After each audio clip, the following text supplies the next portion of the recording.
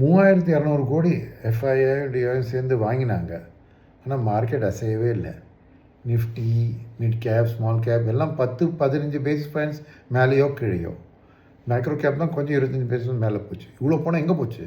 ஸ்வாஹா. அதுக்கு என்ன எக்ஸ்ப்ளனேஷன் தேடணும். ஏன்னா அட்வான்ஸ் டிக்ளைன் ரேஷியோவும் பார்த்தீங்கன்னா ஒரு 1480 ஸ்டாக் மேலே 1680 ஸ்டாக் கீழே. ஸோ பெருசாக ஒன்றும் அதுவும் டில்ட் ஆகலை. ஸோ மைக்ரோ கேப் ஏறினாலே கொஞ்சம் நிதி பையிங் பண்ணாங்கன்னு சும்மா ஊகிக்கலாம். பட் செக்டர் ரொட்டேஷன் பார்த்தீங்கன்னா ஒரே ஒரு செக்டர், மெட்டல் செக்டர் மட்டும் தான் இன்றைக்கி 1.5% ஏறிது. அடுத்த செக்டர் ரியாலிட்டி 60 பேசிஸ் பாயிண்ட் தான் ஏறிது. மோஸ்ட் செக்டர் ஃப்ளாட்டாக இருந்தது. அண்ட் பியூசி பேங்க்ஸில் கொஞ்சம் அடிப்பட்டது. ஏன்னா இந்த இன்டர்நேஷ்னல் இந்த பாண்ட் டீல் ஏறுன்னு சொன்னால் இந்தியாவிலும் ஏற போகிறதுங்கிற பயம். இன்றைக்கி இந்தியன் பாண்ட் டீல்லையும் அந்தளவுக்கு நம்ம பெருசாக மூவ் தெரியல. பட் அதனால பிஎஸ்யூ பேங்க்ஸில் கொஞ்சம் இன்றைக்கி கரெக்ஷன் இருந்தது. ப்ரைவேட் பேங்க்ஸில் கொஞ்சம் கரெக்ஷன் இருந்தது. டிஃபென்ஸில் கொஞ்சம் அடி வாங்கிது. ரைட்டா? பட் இந்த மாதிரி வாங்கியும் ஏன் மார்க்கெட் ஏறலை? ஏன்னா நியூஸ் கூட பார்த்தீங்கன்னா பிரெண்ட் ஒரு 1% இறங்கிட்டு 93 லெவல்ஸ்க்கு வந்திருக்கு. ஸோ ஏன் இந்த மார்க்கெட் இந்த மாதிரி ஆச்சுன்னா அதுக்கு ஒரே காரணம் எனக்கு தோணிதுன்னா, நிஃப்டியை பார்த்திங்கன்னா நல்லா ஆரம்பித்து இறங்குறது ரொம்ப எண்டில் லோ ஆச்சு. அஃப்கோர்ஸ் இந்த கேஷ்னால ஆஸ் யூஷுவல் லாஸ்ட் மினிட்டில் அந்த ஒரு 70 பேசும் அது ஏறிது. ஸோ இதுலேருந்து என்ன எனக்கு தெரிஞ்சு நடக்கிறதுனா, எஃப்ஐடியும் பணம் வச்சுருக்காங்க.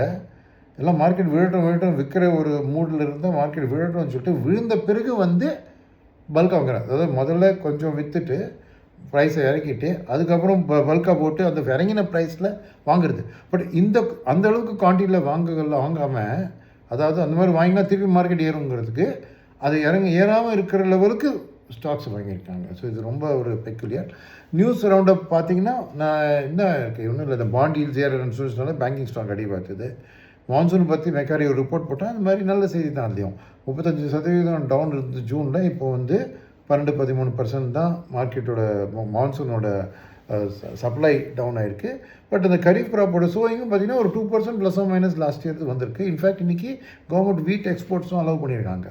ஸோ அதுலேருந்து ஒன்றும் ஒரு செய்திகள் ஒன்றும் தவிர இல்லை. எஸ், ஆயில் இன்றைக்கி ப்ராஃபிட் புக்கிங்னால இறங்கிட்டு. ஏன்னா இன்றைக்கி நைட்டு ட்ரம்ப்பும் இந்த ஸ்காட் பெசன்ட் ட்ரெஷரி செக்ரட்டரி இருக்கார், அவங்க ஈரான் மேலே வேணான்னு சாங்ஷன் போட போகிறோன்னு ஒரு த்ரெட்டை இஷ்யூ பண்ணியிருக்காங்க.